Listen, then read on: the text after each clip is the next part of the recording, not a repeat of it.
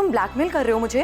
तुमने मर्डर किया है माहिरा, पूनम को मार दिया है तुमने और संजीव को मरने के लिए छोड़ दिया। तो कभी भी मर सकता है। मैंने कुछ नहीं किया है। होटल शाइनिंग मून 12 बजे आ जाना। किसी को कुछ नहीं पता चलेगा कि तुमने क्या किया है।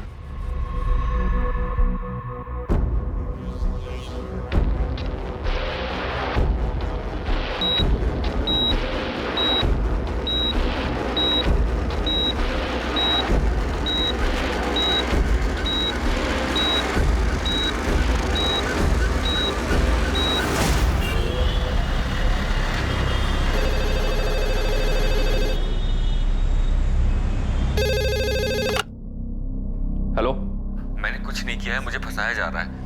कौन? मनीष कालरा? हाँ सर। अगर तूने कुछ नहीं किया है तो सामने आ।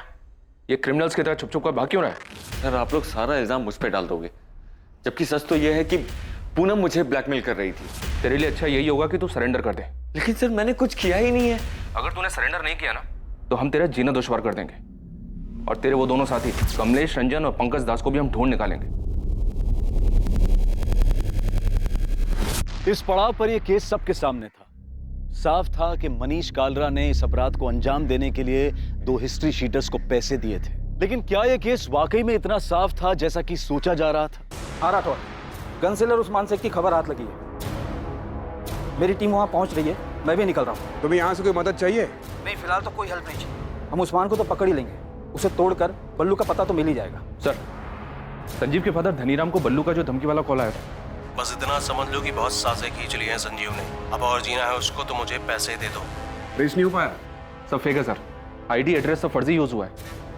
संजीव की कंडीशन में कोई इंप्रूवमेंट हुई? पेशेंट ट्रीटमेंट पर रिस्पॉन्ड कर रहा है। डॉक्टर, संजीव बात करने की कंडीशन में कब तक आ सकता है? ये बता पाना मुश्किल है, लेकिन इतना कंफर्म है कि पेशेंट सर्वाइव कर जाए। यमुना जी, यहाँ हॉस्पिटल में कोई माहिरा तलवार नाम की लड़की आई थी संजीव से मिलने? नहीं, पर ये माहिरा तलवार कौन है?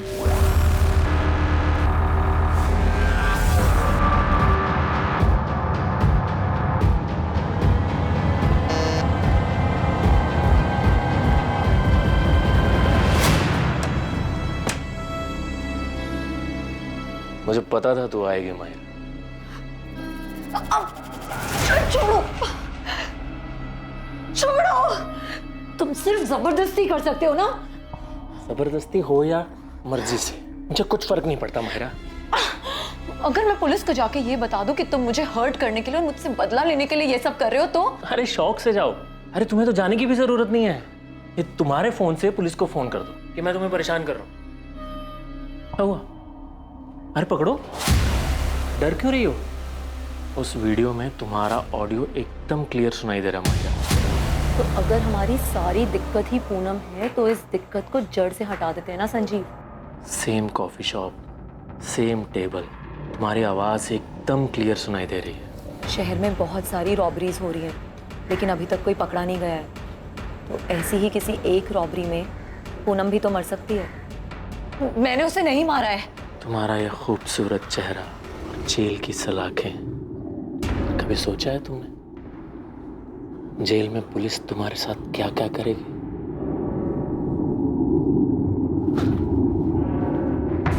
खड़ी क्या हो? चलो कपड़े उतारो।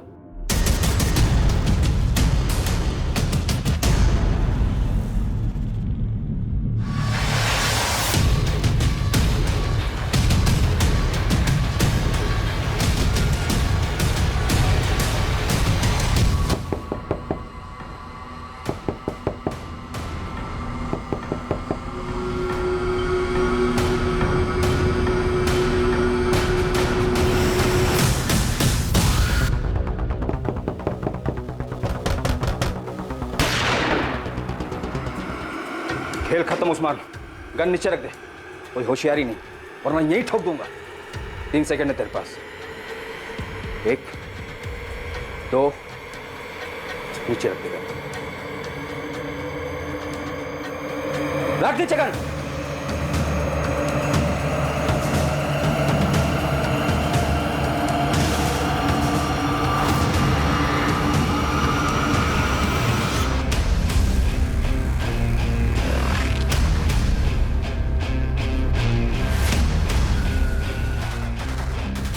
मेरे पीछे टाइम और एनर्जी दोनों वेस्ट कर रहे हैं आप लोग। उस मनोज खोसला को उठाना चाहिए था आपको। पूनम के कहने पर तुमने किसे हायर किया था? इस सवाल का जवाब ये है कि ना तो मैंने किसी को हायर किया, ना ही पूनम के वाहियात ख्याल को पूरा करने में उसकी कोई हेल्प की। मैं सब कुछ बताऊंगा आपको, लेकिन आप मेरी बात पे यकीन नहीं करेंगे। आप रिसोर्सेज वेस्ट करेंगे, मेरे पीछे खबरी लगाएंगे, कॉल डिटेल्स निकलवाएंगे, लेकिन आपको मिलेगा कुछ नहीं, क्योंकि मैंने जो कुछ किया है बड़ी सफाई के साथ किया है। सर मैंने कुछ किया ही नहीं है। आप मनोज खोसला को उठाइए। ऐसा क्या जानते हो तुम मनोज खोसला के बारे में? शोर की दाढ़ी में तिनका, नर्वस है वो, उठाइए उसको। अच्छा, पूनम के बारे में एक बात और बताता हूं आपको मैं। पूनम गर्दन तक धसी हुई थी कर्जे में, 1 करोड़ से ज्यादा। वो सारा पैसा मनीष कार्ला नाम के बंदे से लेती थी। पूनम की गर्दन थी उसके हाथ में, तो पूनम के पास मनोज की गर्दन दबा के पैसे निकलवाने के अलावा कोई और रास्ता नहीं था। वो मनोज खोसला पे जोर दे रही थी कि वो फ्लैट बेचकर हिस्सा दे दे। फ्लैट की कीमत थी 1 करोड़ 25 लाख। मनोज, मुझे सिर्फ पैसे चाहिए, एनी हाउ, जरूरत है मुझे। अब चाहे तुम मार्केट रेट पे 50% कैश दो या फिर फ्लैट बेचकर मुझे पैसे दो। इतना सब कुछ जानते हो तो ये बात पहले क्यों नहीं बताई गिरीश? सर आप इन्वेस्टिगेशन करते हैं तो थोड़ी बहुत इन्वेस्टिगेशन हम भी कर देते हैं। आपके ऑफिसर से जब बात हुई तब मैंने ठान लिया कि इस किलर को मैं भी ढूंढूंगा, और ढूंढना शुरू भी कर दिया। आपके ऑफिसर को मैंने संजीव का दूसरा नंबर दिया था, चेक कीजिए, देखिए। माहिरा तलवार को ढूंढिए सर, उसके चैट मैसेज चेक कीजिए। सर मैं दावे के साथ कह सकता हूं कि पूनम ने ये प्लान रचा ही नहीं। लूट दिखाने का कोई एंगल था ही नहीं। सर ये बात तो कोई भी अपनी परेशानी में अपने पर्सनल भड़ास निकालने के लिए कर सकता है, और पूनम ने भी सिर्फ और सिर्फ सोचा ही था, और वो इसलिए क्योंकि वो काफी डिस्टर्ब थी अपने पति और माहिरा के अफेयर को लेकर। आप मनोज खोसला को उठाइए, शायद कोई ठोस लीड दे दे आपको। और वैसे मैं तो आपके लिए अवेलेबल हूं 24/7। Thank you.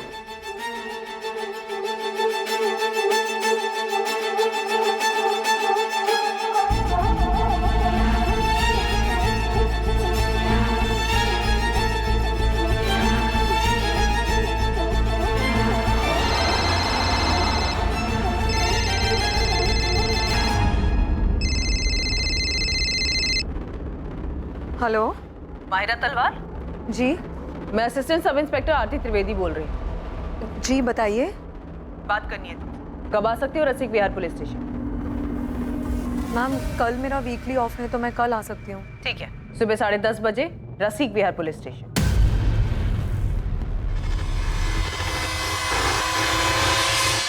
सर ये है कमलेश रंजन का नंबर। सर पर मैं जो करवाना चाहता था वो ऐसे नहीं होना था। तो और क्या क्या करना चाहता था मनीष कालरा? सर पूनम के घर पे अटैक का प्लान था ही नहीं, और प्लान में उसके हस्बैंड संजीव को किसी भी तरह का हार्म पहुंचाने का कोई इंटेंशन नहीं था हमारा, क्योंकि सर उससे मेरी कोई दुश्मनी है ही नहीं। सर मैं मानता हूं कि मैंने पूनम को मारने के लिए कमलेश को सुपारी दी थी, लेकिन ये काम ऐसे नहीं होने वाला था। सर कमलेश ने मुझे बताया था कि वो इसे रोड एक्सीडेंट में करेगा, उसके घर पे नहीं, ताकि पूनम का मर्डर एक हादसा लगे। पूरा प्लान रेडी है सेठ, कुछ ही दिनों में आपका काम हो जाएगा। अब तक तो काम हो जाना चाहिए था ना कमलेश। पूनम मुझे आए दिन धमकी दे रही है, मैं नहीं चाहता कि वो पुलिस के पास जाए। और एक तो तुम्हारा प्लान है कि... अरे सेठ आप बेफिक्र रहिए, पूरी फील्डिंग हो चुकी है। पूनम कब पार्लर जाती है, किस रास्ते से घर जाती है, सब पता चल गया। किलिंग भी नहीं लगेगी, पूरा का पूरा एक्सीडेंट ही लगेगा। सर कमलेश ने बताया था कि वो एक काम रोड एक्सीडेंट में करेगा, पर जो हुआ वो प्लान का हिस्सा था ही नहीं। मेरा भरोसा कीजिए सर। तेरा भरोसा करे मनीष कालरा? मर्डर की सुपारी दी है तूने, और उस हिस्ट्री शीटर ने तुझे एक्सीडेंट बताया। उस हिस्ट्री शीटर की बात का भरोसा करें हम? साले कमलेश रंजन को भी लटकाऊंगा और साथ में तुझे भी। पूनम के मर्डर के बाद इसी नंबर पे बात हुई थी तेरी कमलेश के साथ? ये नंबर तो बंद है। उसने नहीं मारा है पूनम को। इनफैक्ट पूनम के मरने के बाद वो बाकी के पैसे तक लेने नहीं आया। और हम इस पर विश्वास कर ले? मैं सच कह रहा हूँ सर, ये किसी और का काम है। मैं सिर्फ पूनम को मरवाना चाहता था, क्योंकि तंग आ गया था मैं उससे। एक तो मेरे लोन के 1.5 करोड़ रुपए नहीं लौटा रही थी, और ऊपर से सर इस 2 नाव की सवारी में मेरा जीना मुश्किल हो गया था, फंस गया था सर मैं। तुमने आज तक एक भी इंस्टॉलमेंट नहीं लौटाया है। पर हम तो लवर्स हैं ना मनीष। हाँ लेकिन ये लोन हमारे लवर्स वाले एंगल का हिस्सा नहीं है पूनम। तुम ये कैसी बातें कर रहे हो मनीष? पूनम मुझे मेरे पैसे वापस चाहिए। मैंने वो पैसे तुम्हें एज ए लोन दिए थे। मनीष दोनों पार्लर को मिलाकर भी कुछ खास रिटर्न नहीं आ रहा है, इसीलिए मैंने दिवाली पर हैवी डिस्काउंट ऑफर रखा है। क्या पता बिजनेस पिक कर जाए। और ये बात तुम्हें मुझसे ज्यादा अच्छे से पता है कि मार्केट स्लो डाउन है। इसलिए तो पैसे वापस मांग रहा हूँ पूनम। मैं मार्केट से अलग नहीं हूँ, मुझे भी पैसों की जरूरत है। पर अचानक ये पैसों की बात कहाँ से आ गई मनीष? क्या मैं तुम्हें वो सब कुछ नहीं दे पाई जो तुम्हें खुशी दे सके, जो तुम्हें चाहिए था? तो मुझे कोई एक तरफा नहीं मिला है पूनम, तुम्हें भी मुझसे वो सारी खुशियां मिली हैं। तुम्हें हो क्या गया है मनीष? पूनम, आज के बाद हम ऐसे नहीं मिलेंगे। आज ही आखिरी था, आज के बाद इट्स स्ट्रिक्टली बिजनेस। तुम प्लीज मेरे पैसे लौटा दो और भूल जाओ कि हमारे बीच में कुछ हुआ भी था। Avantika, am I right? उसी की वजह से तुम मेरे साथ ये कर रहे हो ना? तुम तो गए मनीष, बेस्ट लॉयर हायर करूंगी और रिद्धि मेरे साथ रहेगी और एलिमनी में इतना पैसा मांगूंगी ना कि तुम सड़क पर आ जाओगे। अवंतिका, मैं सिर्फ सो रहे थे ना उसके साथ? मैं बहक गया था अवंतिका।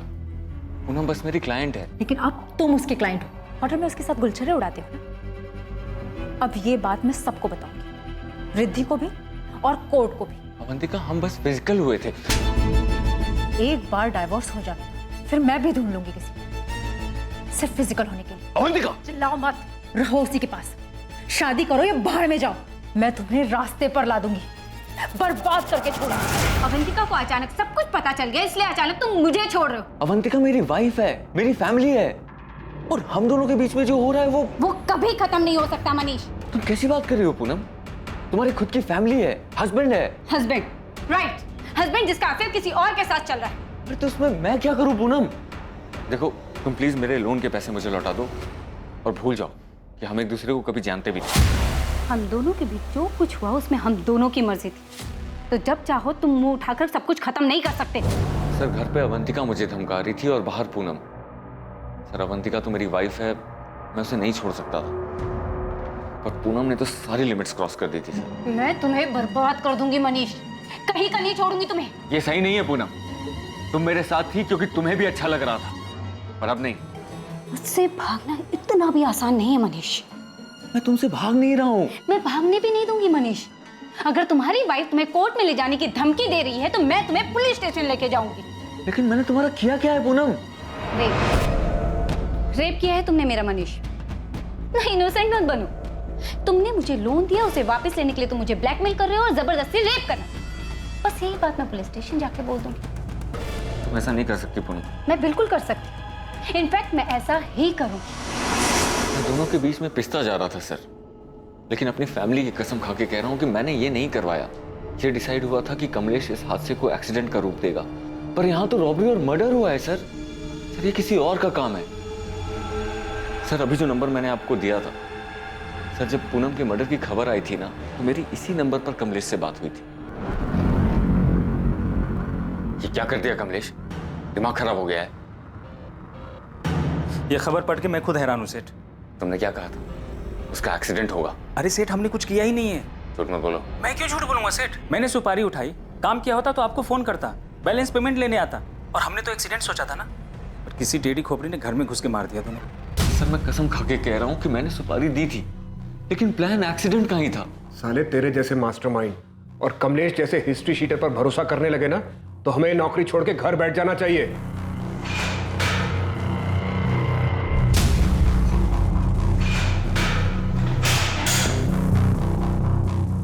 मैं गाजियाबाद निकल रहा हूँ। गन सेलर उस्मान शेख पकड़ा गया है। कमलेश, रंजन, पंकज दास के फोटो मिल गए सर, जल्दी पकड़े जाएंगे। आरती को मायरा और संजीव के चैट मैसेजेस मिले हैं। मायरा को बुलाया इंक्वायरी के लिए। उधर भी कोई प्लानिंग चल रही थी? अभी तक पिक्चर क्लियर नहीं है सर। संजीव और मायरा का भी अफेयर चल रहा था। पूनम से छुटकारा पाने की बात चल रही थी। जितने लोगों का पता चला, सबके पास अपना अपना मोटिव था, सब अपनी अपनी प्लानिंग में लगे थे। सर, ये पूनम का भाई मनोज खोसला, इसको भी उठवाता हूँ। इस रॉबरी कम मर्डर के पीछे के षड्यंत्र की दस्तक हर तरफ से आ रही थी। इल्जाम किसी पर भी लगाया जा सकता था, या तो पूनम पर जो मर चुकी थी, या फिर संजीव पर जो बेहोशी की हालत में था। हर एक का मकसद और इरादा बिल्कुल फिट हो रहा था, लेकिन असली गुनहगार अब भी पहुंच के बाहर था। मैंने बल्लू को .25 कोलेट गन बेची थी, ये मैं यादव साहब को पहले ही बता चुका हूँ, लेकिन ये वाला कांड किसने किया ये मैं नहीं जानता। मैं बस गन बेचता हूँ साहब, उसे चलाने का काम नहीं करता। बल्लू को कितनी गन्स बेची हैं? 2। कब? यही कोई 1 महीना पहले। मतलब उसके बेल पे बाहर आने के बाद? हाँ। कहाँ? अबे बाजार मत लगाओ उस्मान, सीधा वो .25 कोलेट निकालो और साथ में 20 गोलियां। लग रहा है जज गई हाथ में। कहा था ना मक्खन है मक्खन। मक्खन तो है। और सुनो, साथ में उसको वो साइलेंसर भी देना। एक या दोनों के लिए? दोनों के लिए। 2 साइलेंसर्स खरीदे थे उसने? जी, 2.25 कोलेट गन, 20 गोलियां और 2 साइलेंसर्स। ये सारा सामान बल्लू ने करीब 1 महीना पहले खरीदा है।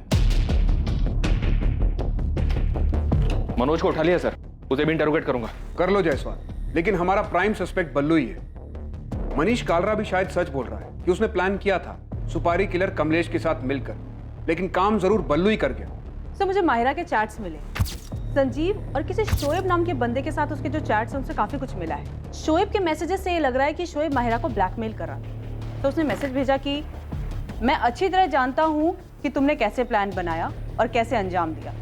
मैं उन दोनों को भी अच्छे से जानता हूँ जिसे तुमने भेजा था, फोन करो मुझे। अभी शोएब कौन है? सही, ये तो वही बताएगा। मैंने 2 कांस्टेबल भेजे उसे उठाने के लिए। बस इन मैसेजेस से ये लगता है कि शोएब काफी कुछ जानता था और इसी वजह से वो माहिरा को ब्लैकमेल कर रहा था। ये हो क्या रहा है? मनीष का पूरा चिट्ठा खुलता है, वो एक्सीडेंट का प्लान बताता है। बल्लू का सब कुछ क्लियर दिखाई दे रहा है, गन्स खरीदना, साइलेंसर खरीदना, और अब ये शोएब और माहिरा की नई एंट्री हो रही है। सर इस केस में सबकी किसी न किसी से रंजिश रही है। यहाँ तक कि पूनम और संजीव के बीच भी कुछ भी ठीक नहीं था। सब लोग बस एक मौके की तलाश में थे। दिल्ली और उसके आसपास के इलाकों में बलराम जलोटा उर्फ बल्लू की बड़े पैमाने पर तलाश शुरू हुई। माहिरा तलवार के एंगल को भी अनदेखा नहीं किया जा सकता था। उसके चैट मैसेजेस से साफ पता चल रहा था कि वो भी पूनम से छुटकारा पाने की फिराक में थी। संजीव जो उन हमलावरों के बारे में बता सकता था, वो अब भी बेहोश था। यार संजीव को होश ही नहीं आ रहा है। परेशानी की तो बात है यार, वो ऐसे ही रहेगा क्या पूरी लाइफ? नहीं यार, ऐसे मत बोल, सब ठीक हो। यमुना, संजीव के अकाउंट में तो सिर्फ 6 लाख रुपए और वो बल्लू 15 लाख रुपए के लिए उसके पीछे पड़ा हुआ था। संजीव देता भी तो कैसे? कैसी हालत में पहुंचा दिया हमारे बेटे को। डॉक्टर भी कुछ बता ही नहीं रहे संजीव को कब होश आएगा। बोल रहे बाकी सब ठीक है। जब सब ठीक है तो वो होश में क्यों नहीं आ रहा है? संजीव चोपड़ा के माता पिता इस बात से चिंतित थे कि संजीव को कब होश आएगा और कब उसकी हालत फिर पहले जैसी सामान्य होगी। वहीं दूसरी ओर पूनम के माता पिता अब भी अपनी बेटी को खोने के गम से उभर नहीं पाए थे और ना ही उनके परिवार को यह अंदाजा था कि संजीव और पूनम के बीच वास्तव में हालात कितने बिगड़ चुके थे। हाँ, मेरे और पूनम के बीच में फ्लैट को लेकर नोकझोंक हुई थी, लेकिन इसका मतलब ये नहीं है सर कि आप उसके मर्डर को लेकर के मुझ पे शक करें। मैंने संजीव का नाम लिया, इसलिए आप मुझसे पूछताछ कर रहे हैं। तुमने संजीव पर तो आरोप लगाया, पर अपने झगड़े के बारे में कुछ नहीं पता। अभी तुम ये बताओ, पूनम के साथ झगड़े की वजह कोई और भी थी क्या? बिजनेस में लॉसेस की वजह से पूनम को फ्लैट में हिस्सा चाहिए था। वो फ्लैट जो मेरे फादर पहले ही मेरे नाम कर चुके थे। और तुम उसे कुछ देना नहीं चाहते थे, और अब तो देने की जरूरत भी नहीं पड़ेगी। वो तो रही नहीं। कैसी बात कर रहे हैं आप? मैं अपनी बहन पूनम को क्यों मारूंगा सर? पूनम ने मुझे कॉल किया था ये बताने के लिए कि उसे संजीव से डर लगने लगा है। संजीव उसे मारने की प्लानिंग कर रहा है और अब संजीव के फादर बीच में बल्लू का नाम घुसेड़ रहे हैं। सर आप ही सोचिए, बल्लू क्यों मांगेगा 15 लाख? एक शोषण मांगने वाले को यह पता होता है कि सामने वाला पैसे दे पाएगा या नहीं दे पाएगा। संजीव का रियल एस्टेट का बिजनेस बिल्कुल ठंडा चल रहा था और उधर पूनम, सर पूनम ने भी जो 3rd ब्रांच खोली थी अपने पार्लर की, उससे भी कोई खास रिटर्न नहीं आ रहा था। सर पूनम ने बहुत पैसे लोन पे लिए हुए थे और लाखों रुपए तो उसने संजीव को दिया था। उसके पैसे भी रख लिए और उसका मर्डर भी कर दिया संजीव ने। मर्डर करने का प्लान हमें तुम्हारी बहन की तरफ से भी मिला है। मिला होगा सर, और भी बहुत कुछ मिला होगा। संजीव और पूनम के अफेयर्स भी मिले होंगे, लेकिन सच सामने है सर। आज संजीव जिंदा है और मेरी बहन मर गई। अगर मेरी बहन ने यह प्लान किया होता तो आज वो जिंदा हो। सर आपको मेरे बारे में जो पता करना है, जिससे पूछताछ करनी है कर लीजिए, लेकिन सच यही है जो मैं कह रहा हूं। इन सब के पीछे संजीव है सर। गोली गलती से संजीव पे चल गई होगी और वो विक्टिम बन गया। कहो तो तुम्हारे और संजीव के सारे मैसेजेस दिखाऊं? काफी परेशान थे तुम दोनों। पूनम संजीव को नहीं छोड़ रही थी। तुम्हें लगा हॉस्पिटल नहीं जाओगी तो पुलिस के रडार से बच जाओगी। मैम हॉस्पिटल जाती भी तो क्या करती? संजीव से मिलने से पहले मुझे 1000 सवाल के जवाब देने पड़ते। संजीव और मैंने कई बार डिस्कस किया कि हम आगे क्या करेंगे, लेकिन संजीव में कभी हिम्मत ही नहीं थी कि वो सीधा सीधा जाके पूनम से बात कर सके। तुम उसे बता क्यों नहीं देते कि तुम किसी और के साथ रहना चाहते हो? पूनम ना बहुत बहुत पजेसिव है। तो क्या मैं ये समझूं कि तुम मेरे साथ सिर्फ एंजॉयमेंट के लिए हो? ऐसा नहीं है मायरा, तुम बात समझने की कोशिश करो। देखो, पिछले 1-1.5 साल से मेरा बिजनेस बहुत डाउन चल रहा है और मैंने पूनम से बहुत सारे पैसे लिए और पूनम ने भी वो पैसे सामने से लोन पर उठाए। मतलब तुम उसे इसीलिए नहीं छोड़ सकते क्योंकि तुमने उससे पैसे लिए हैं? वो मुझे नहीं छोड़ेगी, बहुत खतरनाक औरत है। क्या कहा तुमने संजीव? क्या कहा? तुम्हें अलग होना? तुम्हें ये अचानक हो क्या गया है? जब से हम मिले तब से अब तक हम दोनों के बीच काफी कुछ बदल चुका है। साफ साफ बोलो, क्या कहना है? मैं जानता हूँ तुम्हारी लाइफ में, मेरी लाइफ में कोई है? तुम पीछा कर रहे हो मेरा ये मतलब नहीं था। तो फिर क्या मतलब था? क्या मतलब समझूं मैं कि तुम्हारे मतलब की कोई मिल गई है तुम्हें? नहीं। तुम अलग होने की सोच भी कैसे सकते हो संजीव? तुम्हारे लिए 50 लाख का लोन उठाया है मैंने और तुम बड़े आराम से हजम करके अलग होना चाहते हो मुझसे। नहीं, बस मैं सोच रहा था कि क्या वैसे भी हम दोनों एक दूसरे से खुश है क्या?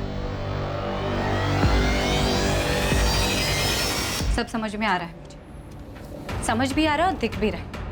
तुम्हें कोई खुश करने वाली मिल गई है और तुमने एक बढ़िया सी खिचड़ी बनाई और मुझे सर्व कर रही। ऐसा कुछ नहीं है। और ऐसा होना भी नहीं चाहिए संजीव। अगर ऐसा हुआ तो तुम्हारा क्या हाल होगा तुम सोच भी नहीं सकते। इनडायरेक्टली मैंने उससे डिवोर्स की बात की तो उसके अंदर का भूत बाहर आ गया। अगर पूनम ही हमारी सारी दिक्कत है तो इस दिक्कत को जड़ से खत्म कर देते हैं।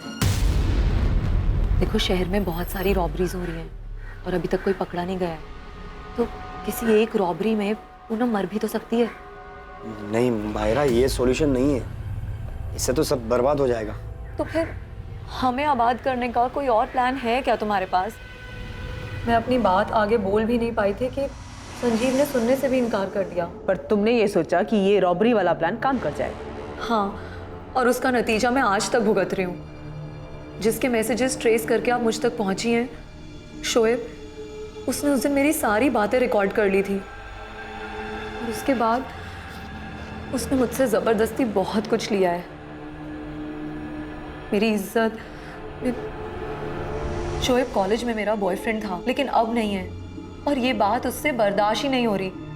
वो मेरा पीछा करता है, उस रिकॉर्डिंग से मुझे ब्लैकमेल करता है। मेरी कुछ लाइफ ही नहीं बची है।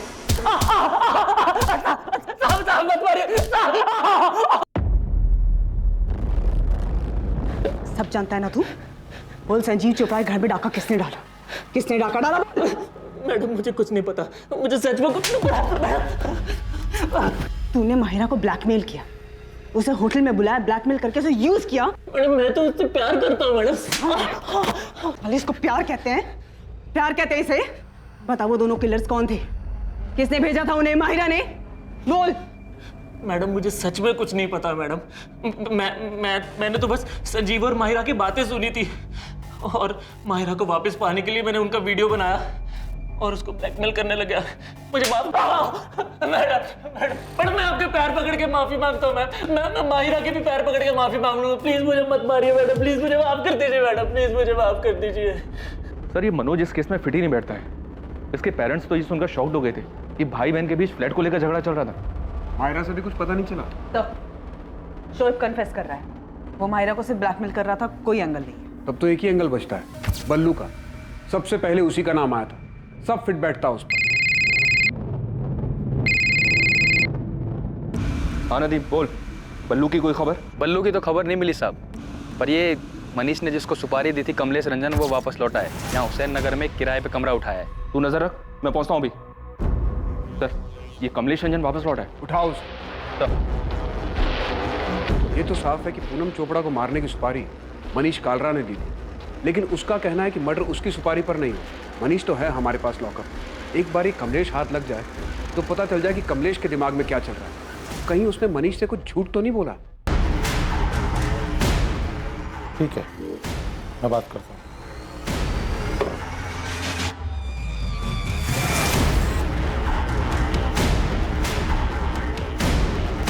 वो वाला कमरा है साहब।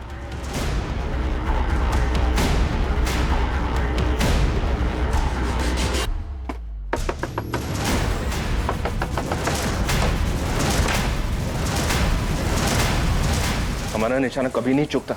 कमलेश रंजन, तुमने जो किया है उसे भुगतना तो पड़ेगा मनीष। तुमने अपनी कब्र खुद खो दी है। माफ कर दो मुझे, मैं तो बस सब पहले जैसा ठीक करना चाहता था। पहले जैसा अब कुछ नहीं रहा मनीष, सब कुछ बिगड़ चुका है।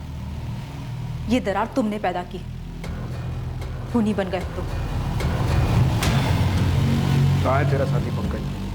पता नहीं साहब, ये कांड होने के बाद हम अपने अपने रास्ते निकल गए। उसके बाद बात नहीं हुई हमारी। वो कोलकाता की तरफ गया था। कैश कितना था और गहना कितना मिला? काहे का कैश? अबे वो कमलेश, ज्यादा होशियारी मत कर, समझा? वो मनीष हमारे हाथ में है, प्लान जानते हैं हम। 3-4 और रॉबरी तेरे नाम पे डाल देंगे, गोली मार देंगे, कोई नहीं आएगा तुझे पूछने कमलेश। हाँ साहब, आप कर सकते हो, पर मुझे मारने से असली मुजरिम तो नहीं मिलेगा ना।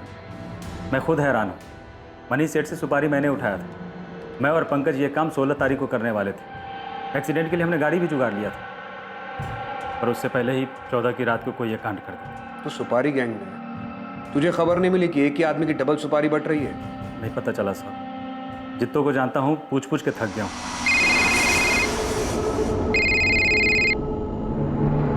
हेलो, नमस्कार, मैं गिरीश रावत, प्राइवेट डिटेक्टिव। पहचाना? हाँ हाँ पहचाना, बोलो। मैंने आपसे कहा था कि मैं 24/7 आपके लिए अवेलेबल रहूंगा। खबर क्या है तुम्हारे पास? तगड़ी खबर है। आप चंडीगढ़ फॉरेंसिक डिपार्टमेंट में बात की। उनके पास एक बॉडी है और उसकी खोपड़ी से बुलेट और उसके बगल से शेल बरामद है। आप फॉरेंसिक रिपोर्ट मंगाइए, उसे देखिए। लाश को पूरी तरह से जला दिया गया था। वहाँ के फॉरेस्ट एरिया में 1 महीने पहले चंडीगढ़ पुलिस को ये डेड बॉडी मिली थी।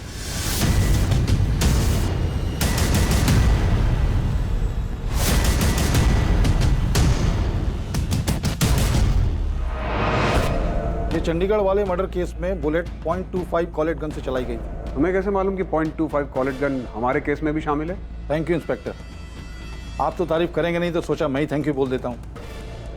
वैसे ये इन्फॉर्मेशन मुझे अपने चंडीगढ़ नेटवर्क से मिली थी और आज तक चंडीगढ़ पुलिस को ये नहीं मालूम कि डेड बॉडी किसकी है। शायद ये इन्फॉर्मेशन आपके कुछ काम आ जाए। 2 .25 कोलेट गन, 20 गोलियां और 2 साइलेंसर्स।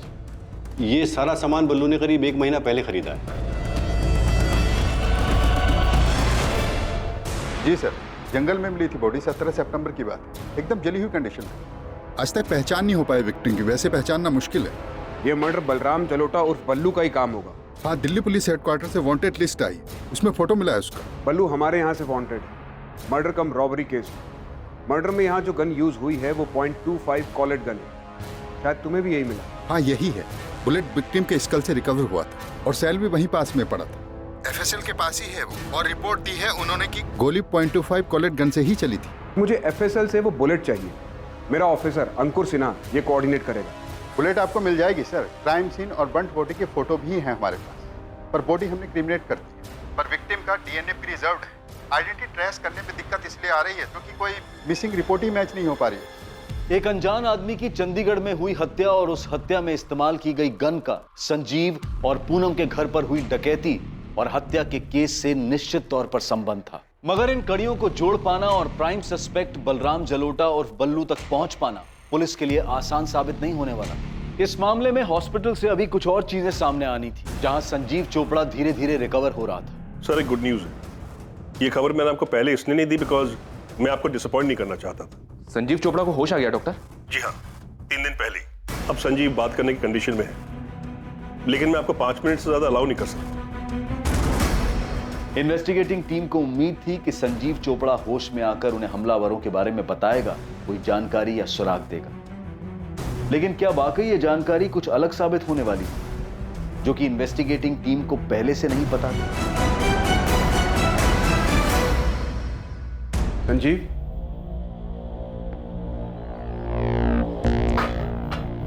कैसा लग रहा है संजीव? कुछ समझ में नहीं आ रहा सर।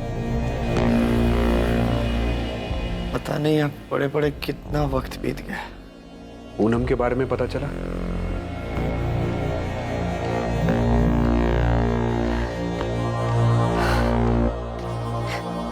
मुझे यकीन नहीं हो रहा मैं कैसे बच गया।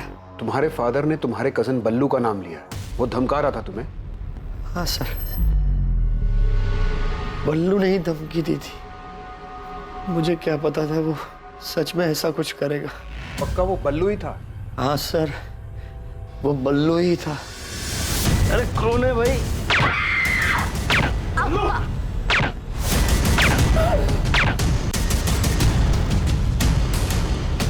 बल्लू ने मुझसे 15 लाख रुपए मांगे थे। मुझे क्या पता, नहीं दूंगा तो अटैक करेगा। आपने पकड़ा बल्लू को सर? जल्द पकड़ लेंगे, अब तुम आराम करो। बस यही कंफर्म करना था कि ये सब कुछ बल्लू ने किया है। सर, बल्लू पकड़ा गया? हर जगह पुलिस अलर्ट है उसके लिए, जल्दी पकड़ा जाएगा। आप संजीव का ख्याल रखिए।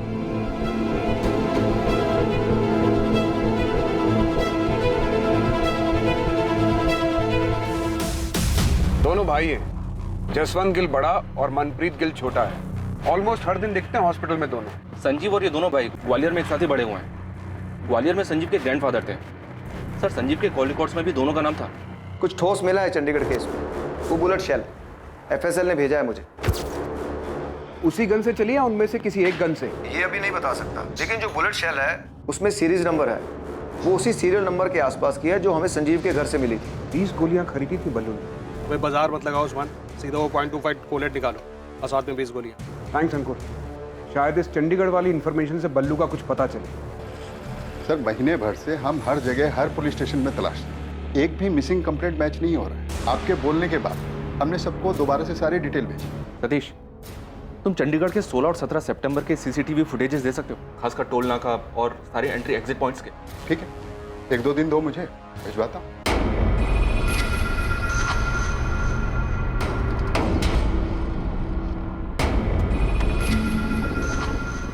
जसवंत, वो बंदा दिखाई दे रहा है तुझे? कौन? वही जो बाइक के पास खड़ा लाइनिंग टी शर्ट वाला। वो 2 दिन से यहीं दिखाई दे रहा है। हाँ यार, इसको तो हॉस्पिटल के नहीं, अभी नहीं जा सकते, अभी हम लोग रेडार में। हाँ, मनप्रीत और जसवंत संजीव के बचपन के दोस्त हैं। हाँ, पूछा था मैंने, बताया उन दोनों ने। और आप उनके बारे में क्यों पूछ रही हैं? ऐसे ही पूछताछ करने की तो आदत है हमारी। वैसे धनीराम जी, आप मुझे बताइए कि जसवंत और मनप्रीत को कैसे पता चला कि संजीव हॉस्पिटल में है और उसकी वाइफ पूनम की डेथ हो गई है? आपने फोन किया था? जी नहीं, उन्होंने फोन किया था। सर, चंडीगढ़ के सीसीटीवी फुटेजेस के तकरीबन 60% फुटेजेस स्कैन कर रही हैं, पर बल्लू कहीं भी नहीं दिख रहा है। डबल मर्डर केस में बल्लू पकड़ा गया, अंडर ट्रायल था। 2 महीने पहले वो बेल पर बाहर आया था। पहले महीने वो रेगुलर गाजियाबाद जेल में जाके हाजिरी देता रहा। उसके बाद वो वहां नहीं गया। 14 सितंबर लास्ट डेट थी जब वो हाजिरी देने गया था। उसके बाद से बल्लू किसी को दिखाई नहीं दिया। संजीव के घर कांड होने के बाद ना हमें दिखाई दे रहा है, ना चंडीगढ़ के सीसीटीवी फुटेज में दिखाई दे रहा है। ऐसे कहां जा सकता है कि किसी को दिखाई ना दे? एक काम करो, संजीव के दोनों दोस्त जसवंत और मनप्रीत, इनको उठा लो। क्या पूछना है बाद में देखेंगे। जी सर। और बल्लू की माँ उषा, देखते ही गोली मार दीजिए बल्लू, मेरा बेटा नहीं है वो। उनको उठाना नहीं, उनका डीएनए सैंपल चाहिए। बल्लू किसी को दिखा नहीं और शायद अब दिखेगा भी। आपको मेरा डीएनए सैंपल चाहिए? आपका भी और आपके हस्बैंड धीरज जलोटा जी का भी। क्यों? उषा जी, हमें डाउट है कि बल्लू मर चुका है। इन्वेस्टिगेटिंग टीम को अपराध का षड्यंत्र समझ आने लगा था। क्या हुआ यमुना? वो पुलिस जसवंत और मनप्रीत को लेके गई। अब पुलिस को जसवंत और मनप्रीत से क्या चाहिए?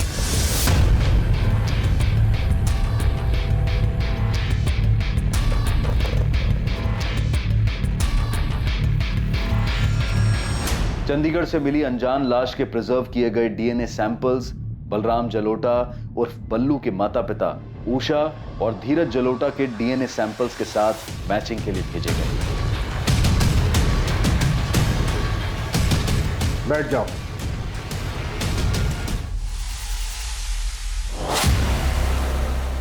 सिर्फ एक बार पूछूंगा, ये जली हुई बॉडी बल्लू की है ना?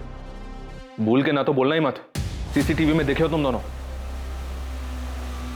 हमारी मार झेल नहीं पाओगे, फिर आवाज नहीं, चीख निकलेगी।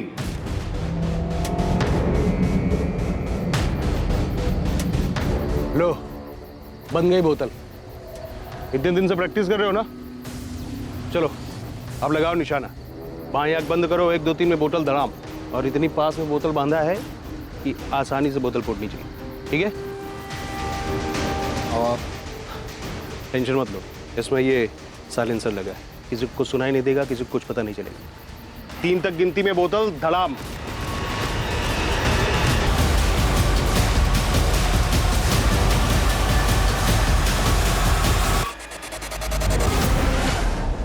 कौन है? कौन है ओए? कौन है? सर, प्लान हमारा नहीं था सर। हमें तो सिर्फ पैसे मिलने वाले थे और घर में कोई लूट भी नहीं हुई थी। सर, प्लान हमारा नहीं था सर। हमें तो सिर्फ पैसे मिलने वाले थे और घर में कोई लूट भी नहीं हुई थी। तो चेक साइन कर देना यार संजीव। संजीव लाले पड़े, कब से तेरा होश में आने का इंतजार कर रहे थे। मेरी ये हालत तेरी वजह से हुई है मनप्रीत। लेकिन काम तो हो गया ना यार, देख। काम हो गया, अब पता नहीं कभी उठ भी पाऊंगा या नहीं। बोलता है काम तो हो गया। बोल संजू, क्या काम है? तेरे लिए जो भी होगा सब कर दूंगा। पूनम को मारना है, डाइवोर्स दे दे। पूनम ना मुझे डाइवोर्स देगी ना मुझे छोड़ेगी।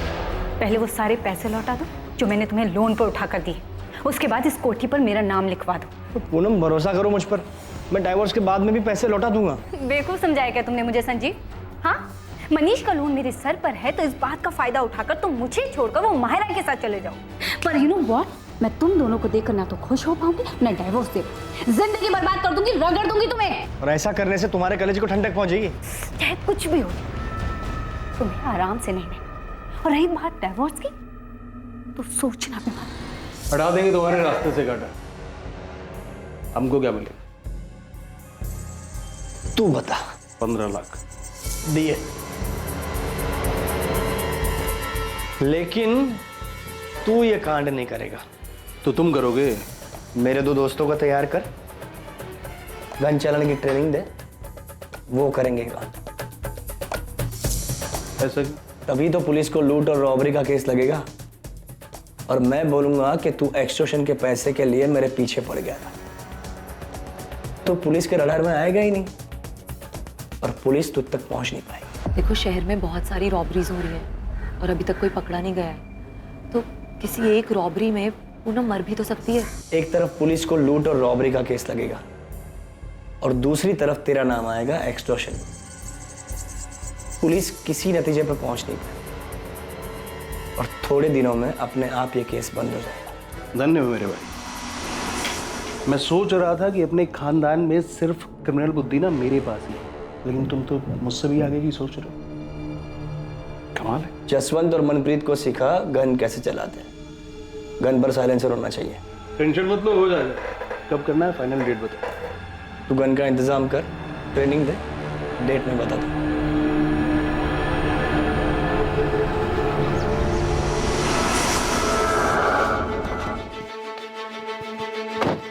सुनो, तुम दोनों को बल्लू के साथ चंडीगढ़ जाना होगा।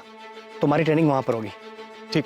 और मनप्रीत, तुम्हें मुझ पर गोली चलानी है। बल्लू तुम्हें बताएगा कि मुझे गोली कहाँ लगनी चाहिए, जहाँ लगने से मैं सेफ रहूंगा। और ध्यान से, कोई रिस्क नहीं चाहिए।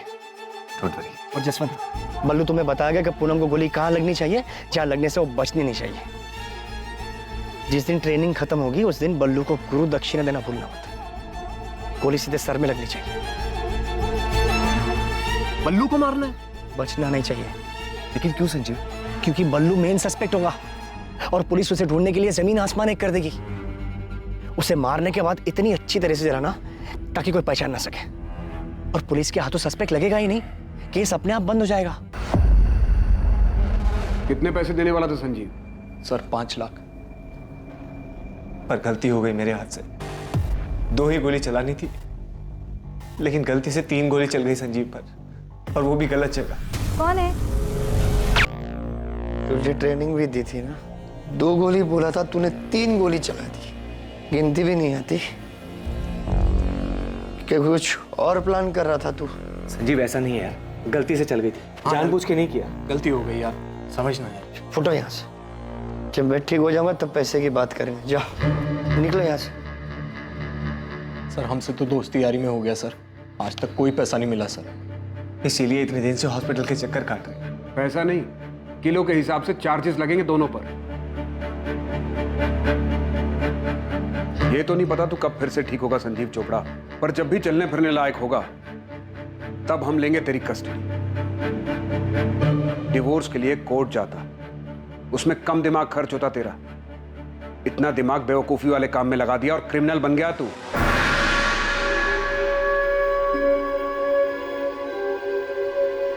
संजीव के माता पिता इस खुलासे से हैरान थे कि अपनी पत्नी से छुटकारा पाने के लिए उनके बेटे संजीव ने ऐसा क्रूर षड्यंत्र रचा। मैं शुरू से ही कह रहा था आप लोग कि ये सब संजीव का किया हुआ।